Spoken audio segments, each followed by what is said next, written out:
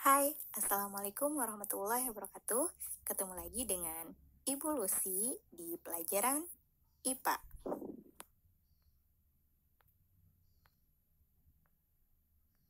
Oke, kali ini kita akan membahas bab 2, yaitu tentang usaha dan pesawat sederhana dalam kehidupan sehari-hari. A. Usaha. Pernahkah kamu berusaha mendorong tembok? Apakah tembok tersebut bergerak? Meskipun kamu merasa lelah dan berkeringat, namun saat kamu mendorong tembok tersebut, dikatakan bahwa kamu tidak melakukan usaha sama sekali, atau usahanya bernilai 0. Mengapa demikian ya? Nah, semakin besar gaya yang digunakan untuk memindahkan benda, semakin besar pula usaha yang dilakukan. Semakin besar perpindahan benda, semakin besar pula usaha yang dilakukan. Berdasarkan pernyataan tersebut, dapat disimpulkan bahwa besarnya usaha atau W ditentukan oleh besar gaya yang diberikan pada benda atau F dan besar perpindahan atau delta S. Nah, secara matematis dapat dituliskan sebagai berikut. W yaitu usaha sama dengan F yaitu gaya dikali delta S yaitu perpindahan.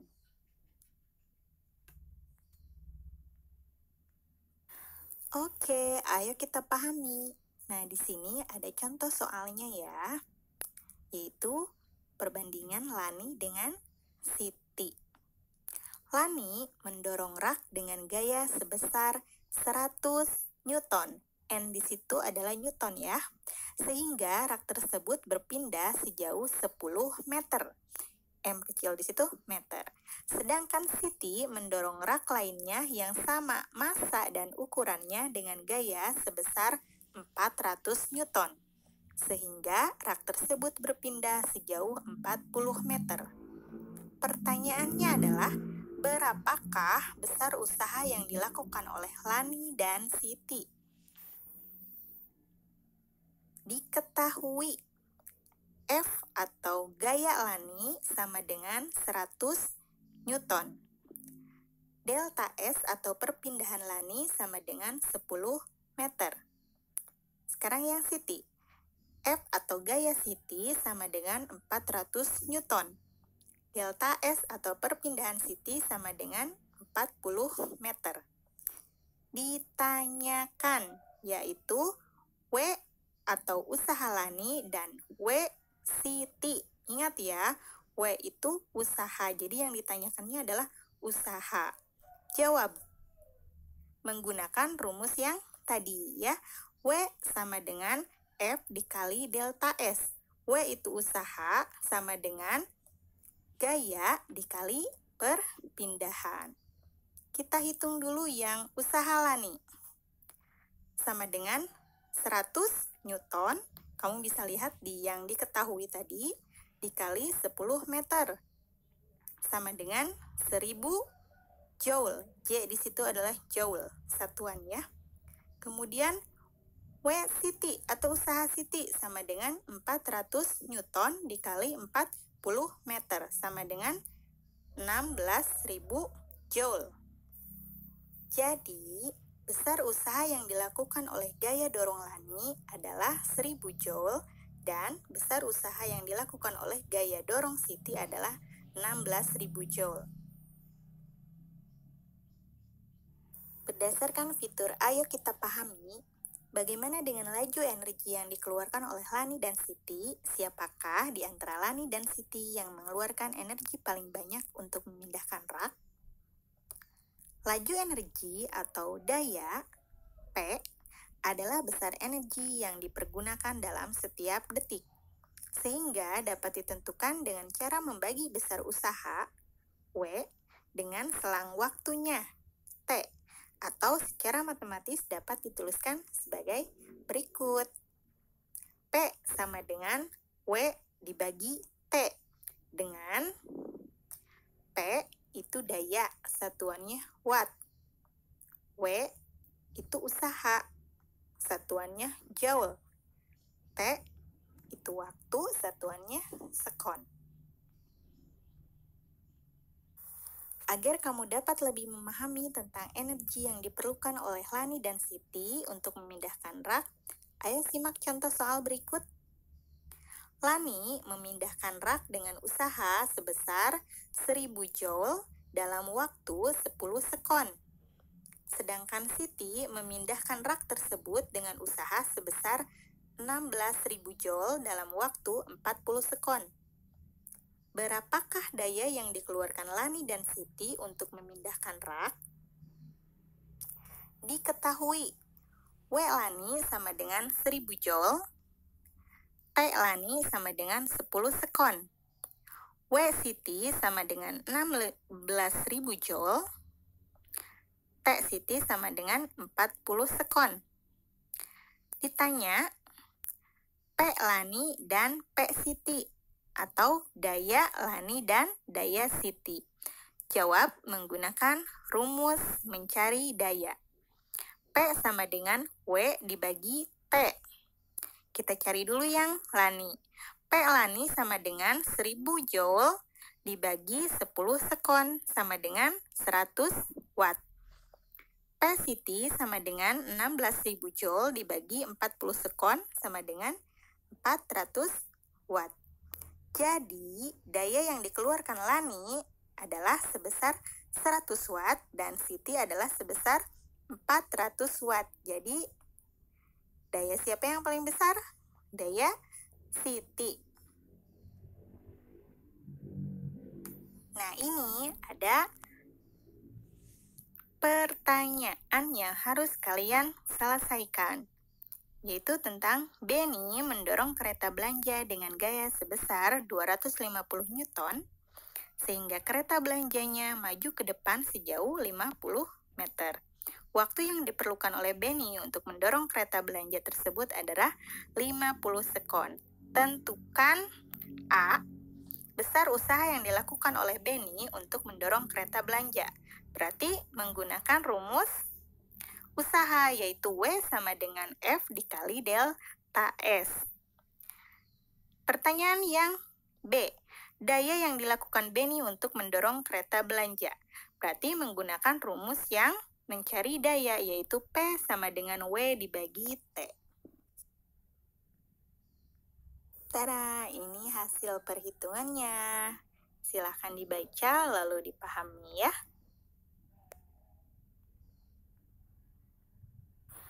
Ya, kita sampai ke pembahasan jenis-jenis pesawat sederhana.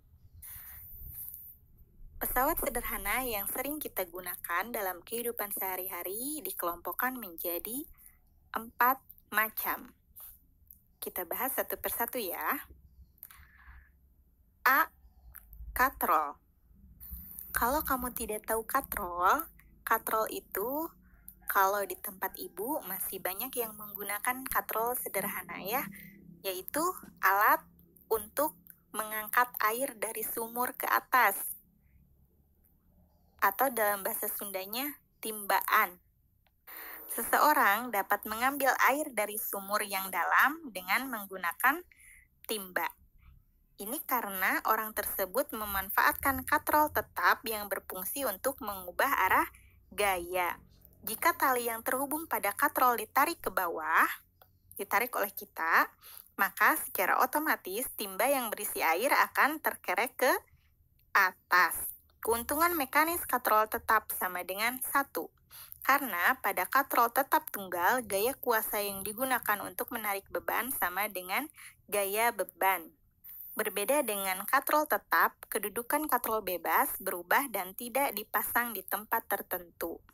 Oke, silakan perhatikan gambar 2.2, beberapa jenis katrol. Kita mulai dari yang sebelah kiri. Katrol tetap tunggal, itu adalah katrol yang dijadikan timbaan. Yang kedua ada katrol tunggal bebas. Nah, yang ketiga ada 1 katrol tetap dan 1 katrol bebas. Katrol bebas di gambar slide yang sebelumnya berfungsi untuk melipatkan gaya, sehingga gaya pada kuasa yang diberikan untuk mengangkat benda menjadi lebih kecil daripada gaya beban. Jadi lebih ringan. Katrol jenis ini biasanya ditemukan di pelabuhan yang digunakan untuk mengangkat peti kemas. Keuntungan mekanis dari katrol bebas lebih besar dari 1. Pada kenyataannya, nilai keuntungan mekanis dari katrol bebas tunggal adalah 2. Hal ini berarti bahwa gaya kuasa 1 Newton akan mengangkat beban 2 Newton. Nah, agar gaya kuasa yang diberikan pada benda semakin kecil, maka diperlukan katrol majemuk. Ini gambarnya ya. Katrol majemuk merupakan gabungan dari katrol tetap dan katrol bebas yang dirangkai menjadi satu sistem yang terpadu. Biasanya digunakan dalam bidang industri untuk mengangkat benda-benda yang berat. Coba diperhatikan ya, keuntungan mekanis dari katrol majemuk sama dengan jumlah tali yang menyokong berat beban. Misalnya seperti pada gambar 2.3. Ayo lihat gambarnya. Gaya kuasa pada katrol majemuk tersebut adalah 4, karena jumlah tali yang mengangkat beban ada 4. Tali kuasa tidak diperhitungkan. Coba perhatikan gambarnya. Sudah ketemu? Ada 4 ya talinya? Oke.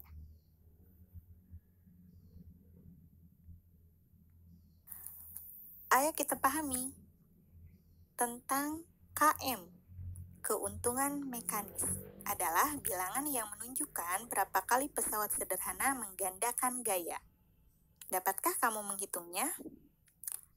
Caranya dengan menghitung besar pembandingan gaya beban dengan gaya kuasa yang diberikan pada benda.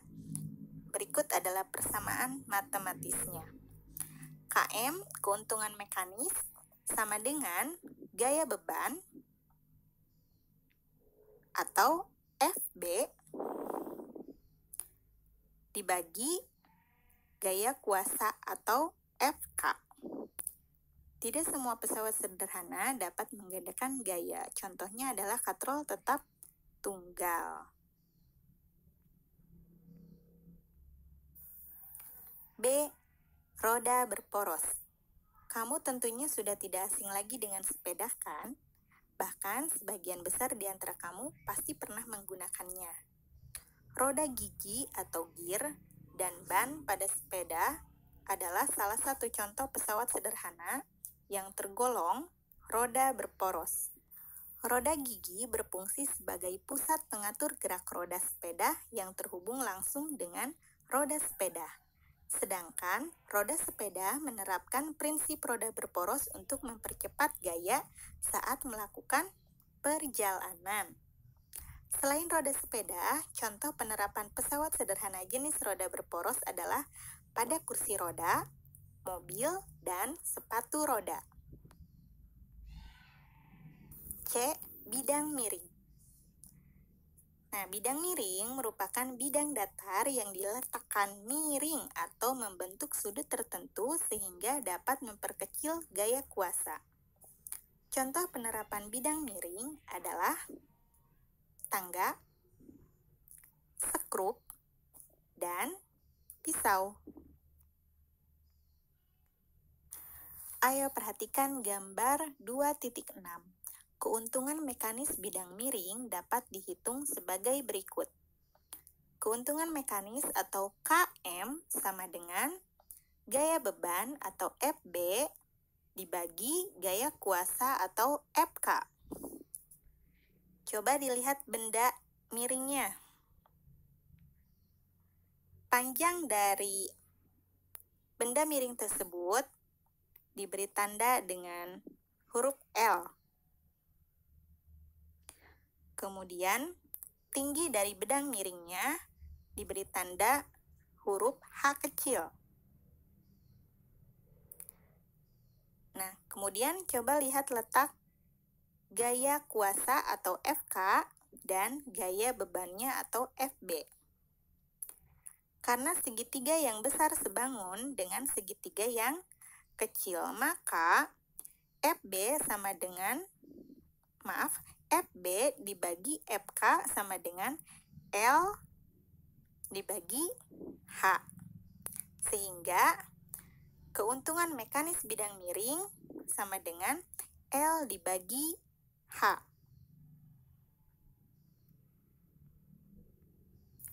D. Pengungkit. Pengungkit merupakan salah satu jenis pesawat sederhana yang paling banyak digunakan dalam kehidupan sehari-hari.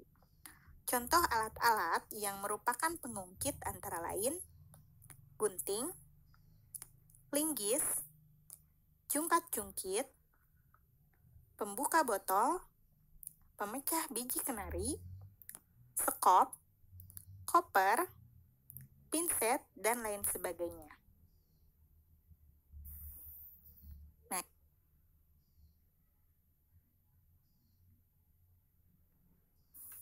coba perhatikan dulu gambar 2.8, posisi lengan kuasa dan lengan beban. Ini seperti gambar jungkat-jungkit ya. Biasanya kita mendapatkan jenis permainan seperti ini ketika kita berada di sekolah TK atau PAUD. Kita bahas pada gambar yang paling kiri ya. Di situ ada gaya kuasa atau FK, kemudian antara gaya kuasa ke tumpuan ada lengan kuasa atau LK, kemudian di tengah itu ada tumpuan. Selanjutnya, antara tumpuan ke gaya beban atau FB ada lengan beban atau LB. Coba diperhatikan papan jungkat-jungkitnya, ada yang di atas dan ada yang di bawah. Nah, yang di bawah itu adalah lengan beban yang memiliki beban ya, jadi berat, maka posisinya berada di bawah, lebih bawah dibandingkan dengan papan gaya kuasa. Pengungkit dapat memudahkan usaha dengan cara menggadaikan gaya kuasa dan mengubah arah gaya. Agar kita dapat mengetahui besar gaya yang dilipat gandakan oleh pengungkit, maka kita harus menghitung KM-nya atau keuntungan mekanisnya. Cara menghitung KM adalah dengan membagi panjang lengan kuasa dengan panjang lengan beban. Panjang lengan kuasa adalah jarak dari tumpuan sampai titik bekerjanya gaya kuasa. Panjang lengan beban adalah jarak dari tumpuan sampai dengan titik bekerjanya gaya beban. Agar kamu mudah memahaminya, perhatikan gambar 2.8 tadi ya. Karena syarat kesetimbangan tuas adalah gaya beban dikali lengan beban sama dengan gaya kuasa dikali lengan kuasa. Dan KM atau keuntungan mekanisnya sama dengan gaya beban atau FB dibagi gaya kuasa atau FK. Maka KM tuas sama dengan lengan kuasa dibagi lengan beban.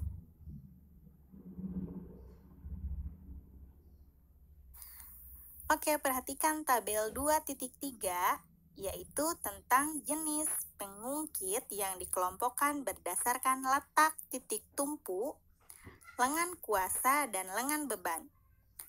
Jenis pengungkitnya ada 3. Jenis pertama, contohnya adalah gunting. Coba perhatikan gunting. Ada di gambar ya. Nah, gunting memiliki konsep pengungkit sebagai berikut. Gaya kuasa, kemudian tumpuan, dan gaya beban. Jenis pengungkit kedua. Penerapan dalam kehidupan sehari-hari, contohnya yaitu alat untuk membuka tutup botol. Konsep pengungkitnya sebagai berikut. Gaya kuasa, kemudian gaya beban, lalu tumpuan. Nah, gaya kuasanya itu yang dipegang oleh tangan. Kemudian gaya bebannya adalah yang mengangkat tutup botol. Nah, tumpuannya adalah ujung dari pembuka botol tersebut yang sebelah kanan, yang menekan tutup botol. Oke, jenis ketiganya yaitu contoh penerapan dalam kehidupan sehari-harinya adalah pinset, alat untuk mencabut rambut. Rambut ya, bukan bulu. Konsep pengungkitnya bisa kalian lihat, gaya beban, kemudian gaya kuasa, lalu yang terakhir, tumpuan. Nah, biasanya kita memegang pinset bukan di ujung sebelah kiri, bukan ya, tapi rada tengah. Kemudian, lebih ke kanan ada gaya kuasa dan yang mencapit rambutnya itu adalah tumpuannya. Diangkat lalu tercabutlah rambutnya. Nah, ternyata prinsip kerja pesawat sederhana juga ada di dalam bagian tubuh kita. Contohnya di sini gambar 2.12, prinsip kerja pesawat sederhana pada saat bermain bulu tangkis. Pengungkit jenis 1 yaitu pada bagian leher.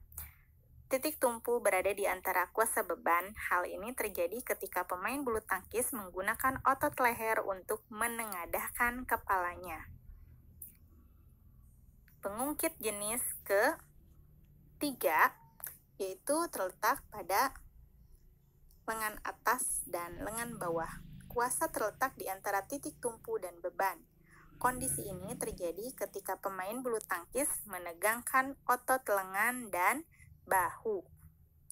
Pengungkit jenis kedua, beban berada di antara titik tumpu dan kuasa. Yaitu pada telapak kaki ya. Kondisi ini terjadi ketika otot betis pemain bulu tangkis mengangkat beban tubuhnya dengan bertumpu pada jari kakinya.